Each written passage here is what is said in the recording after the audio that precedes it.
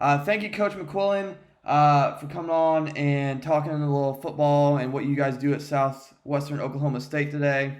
Coach, for the people who don't know who you are, can you kind of introduce yourself and kind of give a background? Yeah, absolutely. I'm Colin McQuillan. I appreciate, first of all, you having me on here and talking a little SWASU football and then kind of my story a little bit. This will be my third year here at SWASU. The defensive coordinator, I work with the secondary. We are just getting into our third season, so this would have been our third spring here. Obviously, we didn't have that with the coronavirus and everything going on, but we're excited to be here.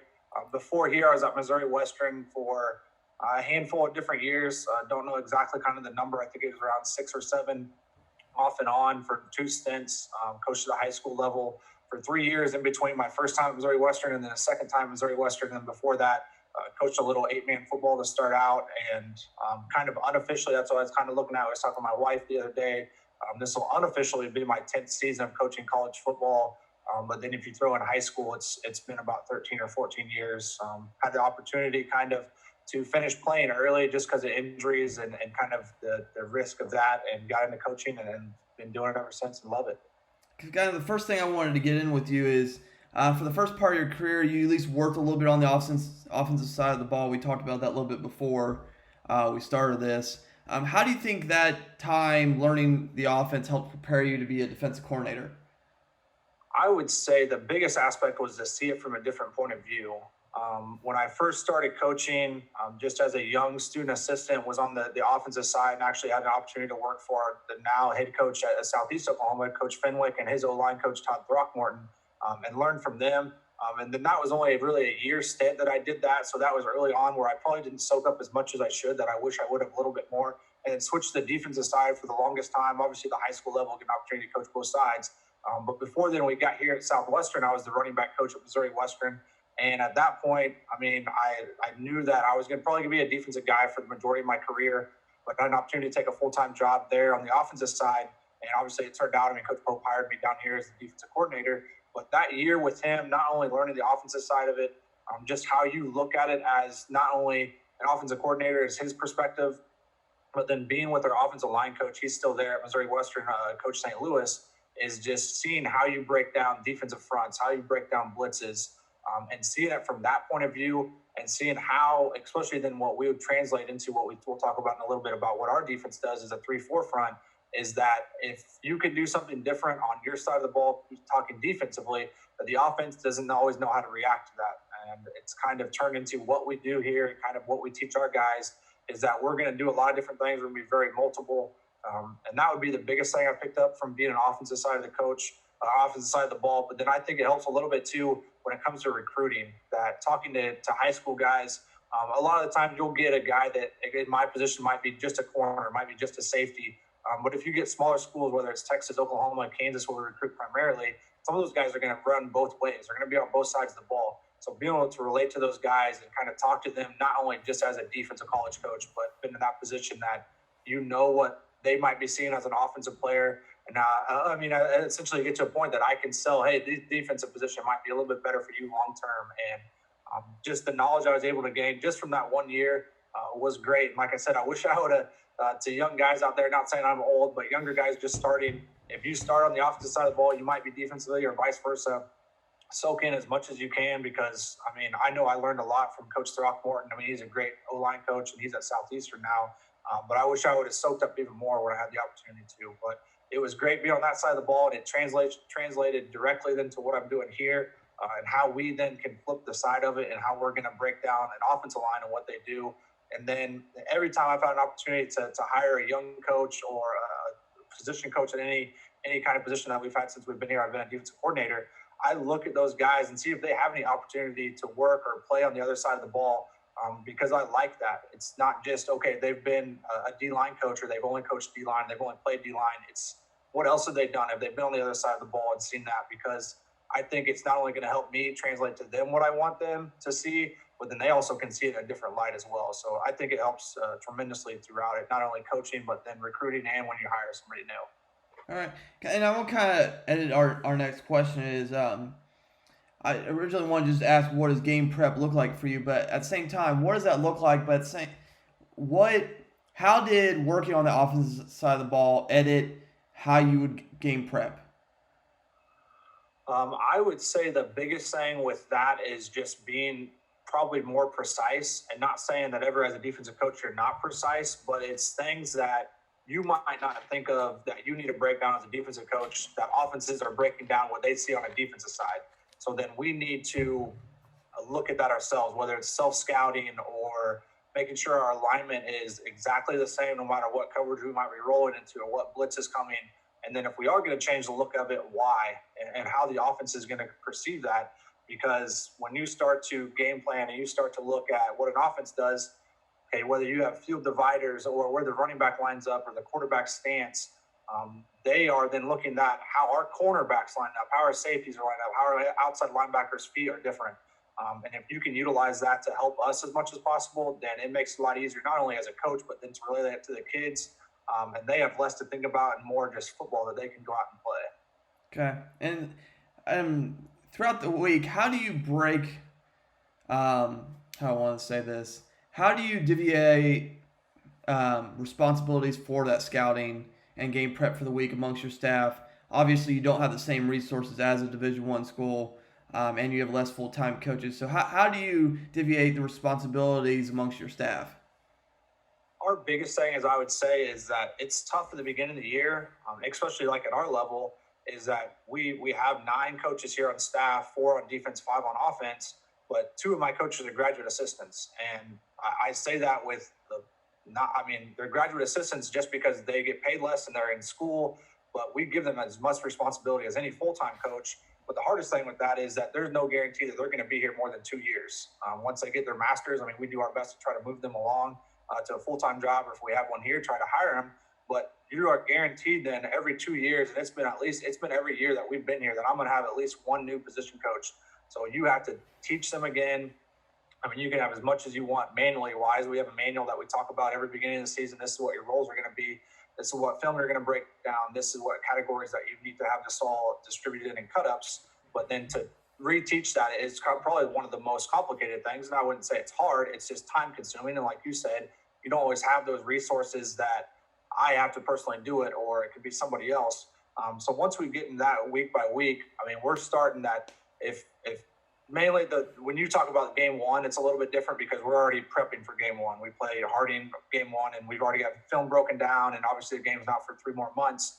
But then when you start talking about end of the season, we on every game that we're going to prep for, we're going to break down 5 games. So our previous game from the year before, so 2019 game, and then 4 of their opponent games.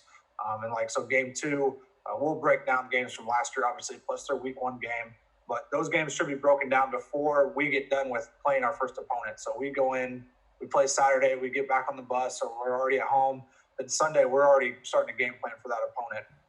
And a lot of that's broken down by position. So obviously, myself as a secondary guy, I'm going to do a lot more of the pass concepts, break down the different wide receiver dividers. My D-line coach is going to be doing anything that might be run pass oriented. So if it's a run play, he's going to label all those run plays.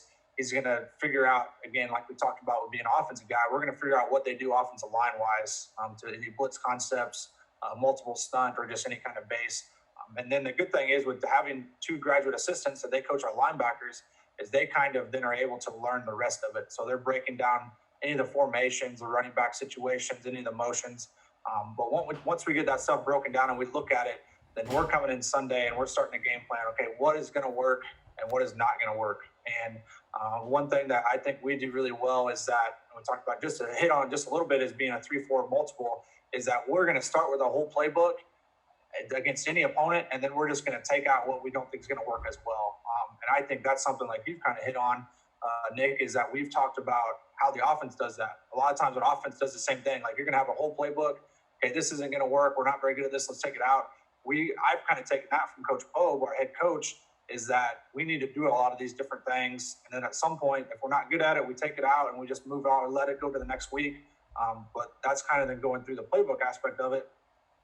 So Sunday, we try to get like just a base plan of this is what we're going to do. Monday is our off day for our guys. So we're in the office. Again, one of the more challenging things having a small staff is that I run the punt team. Our D-line coach runs the field goal block team. Either one of our graduate assistants could be helping with kickoff or kickoff return. So we've got to make sure that those guys are focusing on that just as much as our defensive game plan. But then once we're getting out of here on a Monday evening, Monday afternoon, depending on what else is going on, we should have a pretty good hold, a good grasp on what's going to be happening in our game plan. What we're going to continue to do better, and something that we've kind of gotten, obviously this is an example of it, but from the quarantine stuff, is these Zoom meetings, is getting it to our players faster. Not the first time they see it isn't Monday night when we either email it to them or huddle over to them, but try to get it to them as soon as possible. So that way they're already starting to see that breakdown, see that film, see what us coaches have already seen. And I've talked to a lot of coaches about it. Sometimes it seems like, and I'm not saying that it's good or bad, but coaches would hide that from their players for whatever reason and not really give them a reason why we're going to do this. It's just like, this is what we're doing, and there's no really reason why. Well, we try to say, this is what we're doing, and this is why we're doing it. Explain it to the guys. So then at some point, if they do have a question, it's just as much as they bought into it as we've bought into it as well. So then that Monday night goes into Tuesday, and then Tuesday through Thursday is our full practices. One good thing that I love that Coach Pope does, our head coach, is him being an offensive guy, but he loves to go good on good. So it might not be, our team's very spread. They run motion, triple option kind of stuff. Very similar, like an Auburn type offense. We might not see that this week or whatever week we might be going against opponent, but the speed is going to be there. And obviously at the high school level, it's hard to do because you might have guys going both ways. But the college level, we're going to go good on good as much as we can. And we have 3 different tempos, whether it's whiz, thud, or live. During the season, we won't ever go live, but a lot of times we'll go thud. If your guys are athletic enough to thud people up, you're going to get good looks on both sides of the ball. So we do a lot of live, good on good stuff, whether it's pass situation, run situations, or run pass, play action stuff. So that helps us a lot. And then once we get into our game plan, that's obviously broken up. And I think we do a really good job of trying to get as many reps as possible. It helps that I wouldn't say we're super basic on defense, but we are basic enough that we can throw in a stunt or a blitz and try to see it as many times as possible against what the offense might do. Obviously, it's hard to rep every single one, but you want to get those situations broken down. Obviously, P and 10, first and 10, but then any kind of your second medium, second long. And then we're really big on third and long, third and medium of we're going to heat people up and we're going to come after them. So we've got to make sure we rep those throughout the week. And I think we've done a good job of it the last 2 years of putting our guys in position to be successful. We just got to continue to build off of that. And that kind of just goes Tuesday through Thursday. Friday is just our typical walkthrough. We've kind of flirted on the idea of doing the fast Friday and then the walkthrough on Thursday. We haven't yet done it, but who knows what we do this fall. That's obviously Coach Pope's idea there. And then Saturday we're back at it with the game, and then you know how it is. You start all over again, and the next thing you know, you're already breaking down week 3's film and got that started. So I would say at any level, I think it is one of the hardest things that I've kind of seen as game planning wise is staying focused on that week while you're still preparing for the next week or having that film broken down and have an idea of what's going on. Because the hardest thing is to play a game on Saturday. The first time you see your next opponent, you don't want that to be Sunday. You want to already have seen them a little bit. Home games are great for that because I'll come in, there's not much to do for the previous game, for the current game, is already start watching game film for the next game and just trying to get an idea of what's going on. But then you've got to have a good idea of this is what game's going on, and then this is a game in the future, and trying to get it at different levels.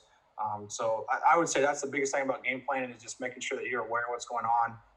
And what we've got to continue to do better is get our information to our players and make sure they know what we're feeling and what we want to get done and accomplished in the game plan.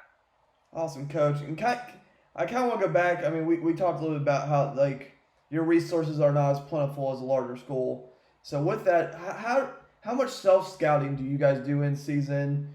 Are you able to do that? And if so, do you handle it, or do you or somebody else on your staff handle it?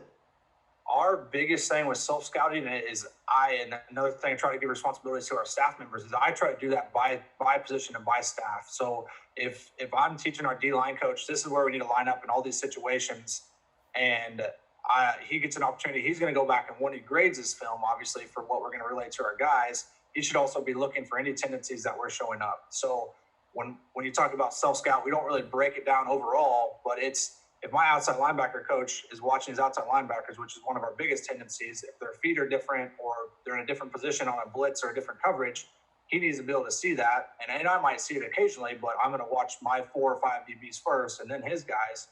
So I try to break that down by our position. So if those guys feel like there's a tendency we're giving away, then they relay that to me, and we find a way to make sure that gets back to base. And I think it helps a lot when we relay information to our guys and we talk to our kids about, hey, this is how good or how bad you might have done on this Saturday.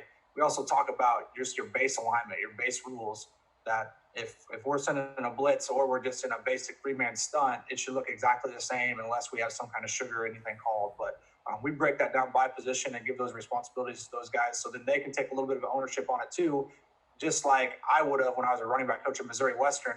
Obviously, I'm always going to watch my running back. His feet should be aligned the same, whether it's outside zone or power. But it's then we do that the same with our position coaches, linebackers, D-line, and then I take the responsibility, obviously, as a secondary. Awesome, Coach. Now I kind of want to go into practice for a little bit. First, what is a typical practice plan for defense there look like? Everybody does it kind of a little bit differently. What does it look like for you guys? That's kind of what we hit on just a little bit with Coach Poe being an offensive guy. And I like it because I had already been on that side of the ball with him at Missouri Western, so I already was attuned to what the practices were going to look like with him, and then I just had to adjust it to what we want to do on defense. But we come out every day and we start with, we call it TTO. Essentially, it's going to be good on good, full script to start with. It's always whiz, but it's usually a period and a half, so about 7 minutes of just as many plays as we can go up tempo, just getting guys essentially warmed up. And it's, believe it or not, I mean, not believe it or not really surprising. When you do that on Tuesday, it might be new calls, it might be new offense or defensive, new stunts. It's not always the smoothest or the prettiest looking thing, but you hope by Thursday's TTO, it's just going fast and as quick as you can. But I think it's been a really good thing to get our practice started. A lot of times you'll go a place I've been before or at different levels, you do warm up and you go straight into endo. Okay, well, those guys are just like, that's monotonous. It's the same thing every single day. But when we do TTO, you might be in on a call, you might not be in on a call, you might be a different package offensively or defensively, but you have to be ready to go mentally and physically. So I think that helps us a lot, and it kind of gets guys going in the football aspect where it's not just, all right, I'm going to my first endo drill, whether it's feet work or jumping over bags. It gets those guys going from there. We usually start with about 3 or 4 periods of endo, similar to what everyone does. What we try to do is we have it broken up with our different position groups, obviously secondary, inside, outside linebackers, and then D-line. But then we try to get together as soon as possible, whether it's run through on cans or we're trying to just talk about what the game plan is for that day, which might be different on a Tuesday than it is on a Thursday, whether it's blitz setup or third down or what we're going to do in the pass concepts. But we get together, and then it's pretty quickly into it is that we're going to be back good on good, some kind of team. And depending on what day of the week it is, whether it's going to be run emphasis or pass emphasis. But so you're getting, within the first third of practice, you're getting 2 good on good looks. And like we talked about, obviously game plan wise, it doesn't always match up to what we're doing, but we're going to get good, fast looks and make sure guys are getting after it. And I think if anything, it's not going to help as much with your game plan, but it's going to help the maturity of your players. We play a bunch of young guys. We play as many people as possible on both sides of the ball. Those guys are getting close to as game reps as you can in practice already. From there, especially with me being a part of punt, we're going to go into a punt series, which is usually about 2 to 3 periods, so 10 to 15 minutes. And very similar to most how people do it, we're going to do those in stages or in stations, starting with the basic stuff, depending on how early or late in the season it is. From there, we're back into endo, and then kind of the middle of practice is I wouldn't say a lull, but it's more of offense and defense separate. Where we get an opportunity now, we do a couple more periods of endo, then we do some stations. We're really, really heavy on takeaways. So we're going to do a takeaway circuit every single practice. And then you get into your individual kind of drills there. And then we're going to do, whether it's scheme on defense, whether it's a blitz run through, we're going to do run power stuff, inside run versus our scouts. We're going to do that in the middle of practice. Right after that, we come back with another special team. So if we did punt on one day, we're going to do our kickoff the same day. If we did punt return one day, we'll do kickoff return the same day, just to splitting those up in between the middle of practice. And then we're back at it with another live session. So we get an opportunity to do that TTO live session pretty early, and then a second live session. And this is, I would say, a common practice, especially the middle of the season. And then we finish it up just going scout teams at the end. One cool thing that I like that Coach Poe has kind of incorporated is, depending on kind of how practice is going, our game plans, how healthy our team is, sometimes we'll end with a good on good situation. But a lot of times, and this is especially useful for our scout team guys or the high school level, your young guys, is to do some kind of thudded period, live period at the very end where it's scout team guys. And it's obviously that's all of our base offense and defense stuff. But we try to do that as much as possible too. Again, getting those guys reps because they don't know if that Saturday their number is going to get called or in 2 Saturdays, or who knows, they're going to do that 5 times, and the next year they might get their first opportunity. But try to get those young guys reps as much as possible, and that's going scout guys on scout guys because as much as you know, everyone's probably been there before, been a scout guy. It's tiresome going against varsity starters every single rep all day long. So give those guys an opportunity to go against each other and learn a little bit. Helps us out a lot, and then that kind of gets through it. We usually don't practice for any more than about an hour and a half. Very up tempo. Gotten to the point that we're going to teach most of our stuff off of film. Obviously, if there's a big bust and either side doesn't like it, we're going to kind of rerun the rep. But otherwise, in a period of about 5 minutes, which is our normal periods, we're going to try to get in 8 to 9 plays, and that's going as quickly as possible, resetting the ball and getting it going. I think that helps both sides of the ball, offensively and defensively. Obviously, as an offense, if we're going to run up tempo, they need to be ready to do that. But defensively, that's going to get us more reps. It's going to get us running to the ball.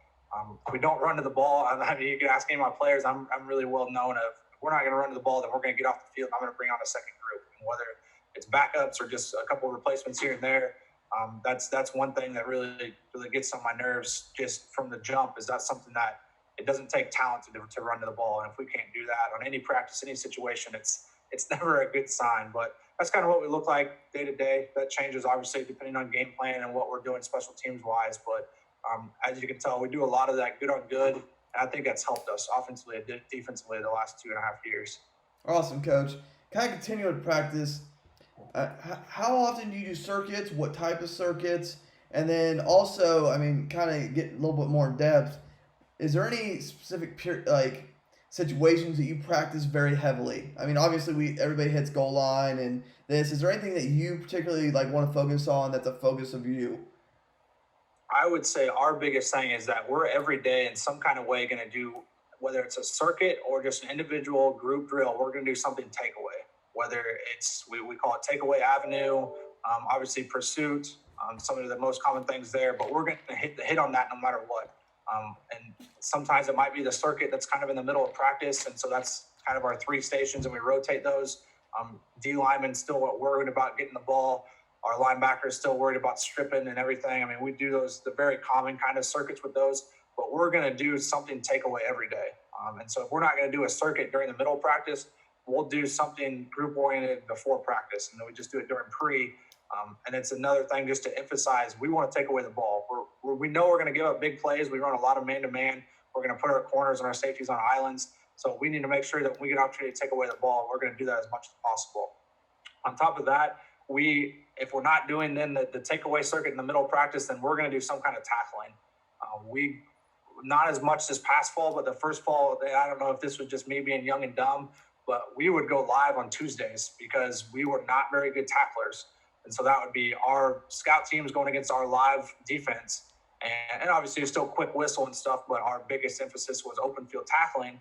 And if you're doing a good job of recruiting really good running backs, even though scout team running backs are going to make your starters miss. And so that's going to make them better. This past year, we're continuing to get better and better at tackling, and that's just something you got to emphasize every single day. But we're going to do a circuit every single day, where it's not a takeaway circuit, it's some kind of tackling circuit. And obviously, same thing with that, with our 3 assistants, that we're going to rotate those groups. The D linemen are going to do the same things that the DBs are going to do, and then we're going to rotate through all the way.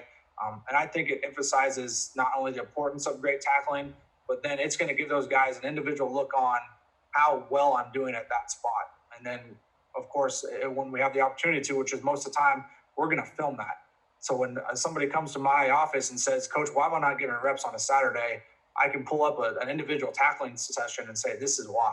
If we can't trust you to make this play in practice, how can we on a live Saturday? So I think that's helped us a lot for teaching. And then obviously, same thing as with any of our practice reps, that's going to be as up-tempo as possible. We don't do a lot of line up on the sideline to run lines. Obviously, there's some situations that something stupid happens and guys are dumb and you need to try to punish them a little bit. But conditioning-wise, we tell our guys, if you're running as hard as you can every single rep in practice, that's as much conditioning as you need. We don't need to go run laps, run miles. When you have a 60-minute game and you're playing maybe 5 minutes of it based on reps, there's no reason to go out there and run a marathon when you can just go as hard as you can during those practice reps. It makes it better for conditioning as well. Okay, coach, and kind of wrap this up.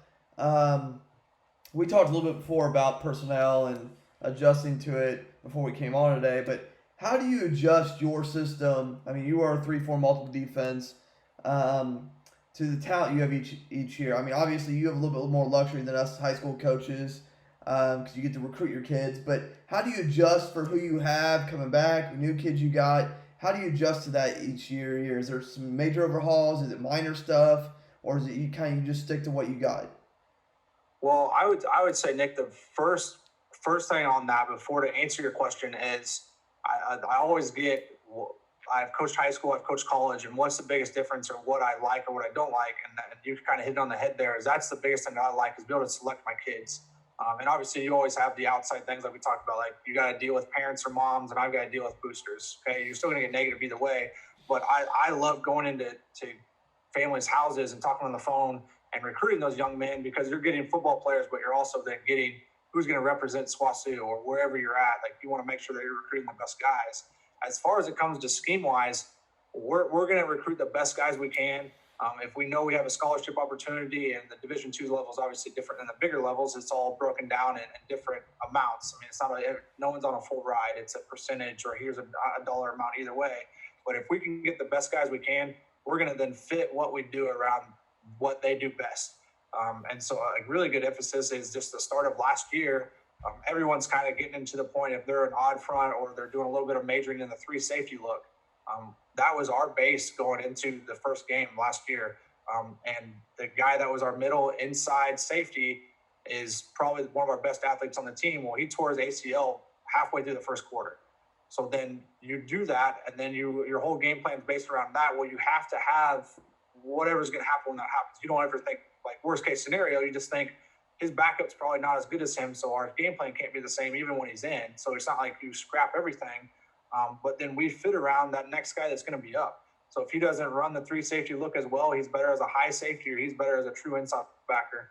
We're going to put him in a position to be successful. And we kind of talked about it a little bit is at the end of the day, if we can get those guys out there and get them playing fast, as simple as you can be on defense, I think the better.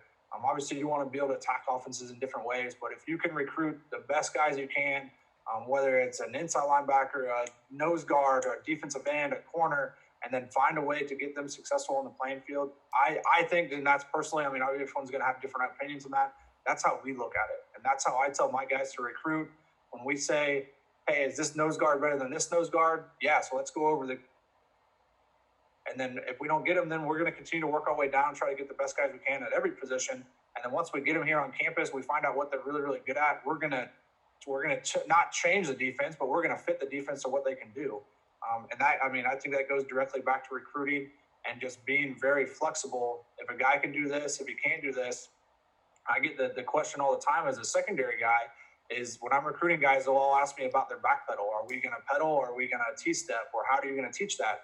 And I since I've taken this job and have taken over the secondary, it's been the same answer every single time. If you're good at what you do, we're not going to reteach it. At this point, I don't have enough man hours. I don't have enough personnel to change what you've done for possibly, I mean, if they've been playing since grade school for 10 years and then matter of trying to change that in 5 years, I'm going to cut their college career in half by it's going to take half the time just to get them better at something else they're doing. And so most guys, their eyes light up because there's some guys that are out there that whether it's stubborn, it's just what they believe in, which is fine, that somebody is, especially as a DB coach, they want to change that this is how you're gonna be taught. No matter what, this is what you have to do. And obviously people can get successful with that. And if you have the man hours and the time to do that, but if a guy's already good at it and I'm recruiting him for that reason, then there's no reason for me to change the mold and make him different or make him fit what I think is better for him when he's been doing it better by himself anyway.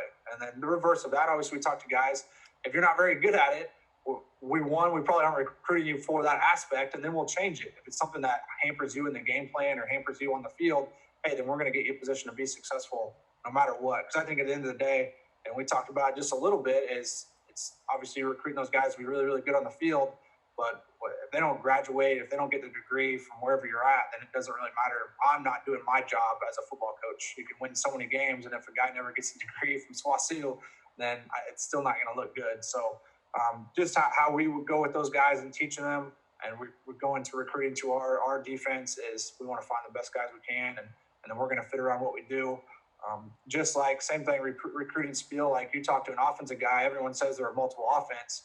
I mean, we literally have just started. That's our recruiting spiel now is we're a 3-4 base, but we're a multiple defense. I mean, it takes one call to put an outside linebacker in a 5, and we're going to be a 4-2-5 front. It takes one personnel change, and we're going to be a 3 safety look. Like, we're going to be so multiple that we want to get guys in the field, and it helps. I think that then you get an opportunity to play guys young. You play them early. It might hurt you early, but then I think down the road it's going to help us a lot, and that's kind of what we're looking forward to going into year 3 here at SWASU.